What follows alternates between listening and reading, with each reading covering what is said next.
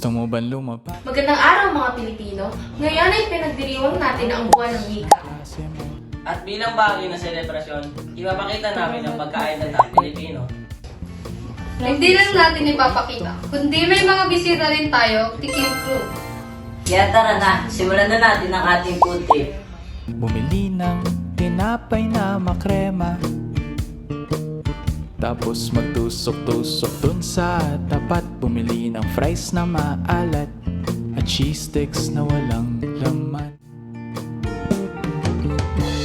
Kahit saan pa tayo pumunta, Ang lumpia ay dinala ng mga inchik sa Pilipinas, pero binigyan natin ng sariling twist. Pwedeng prito o sariwa. Laging bida sa mga handaan at paborito ng lahat. sana Ang savory! ang orasan para ma-stuck tayo sa Ang crunchy niya. Sarap. 10 out of 10. Masarap naman ito, ang crunchy!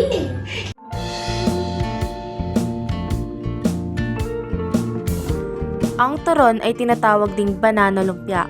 Gawa ito sa hinog na saging na saba. Minsan, may langka pa.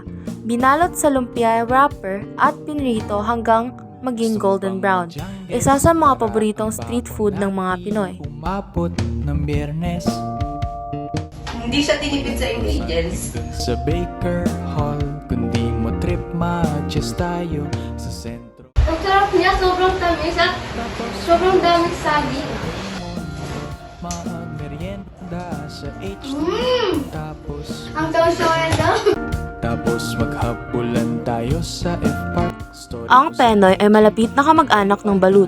Isa itong itlog ng bibe na walang sisiw sa loob, kaya mas simple at mas magaan kainin. Madalas itong tinda sa kalsada tuwing gabi. Huwag kang mag-alala at sasamahan kita.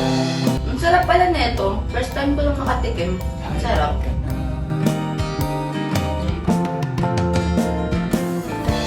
Sana tumigil na ang oras. Dati kasi, may mga naglalako nito dati sa amin. Pero ngayon, onti na lang yung mga pumupunta. Kaya na-miss ko to.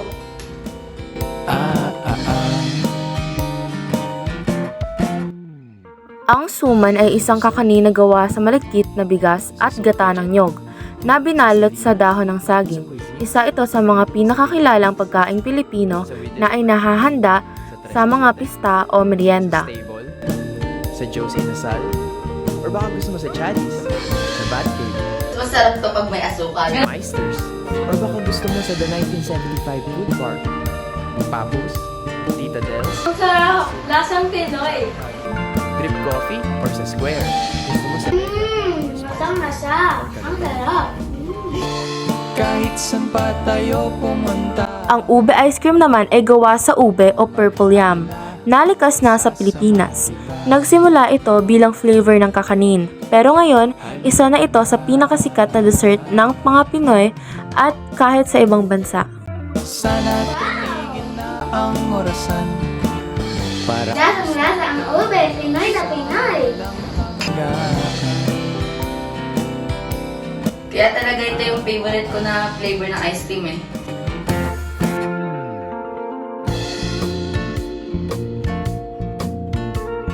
Sarap! Sarap niya!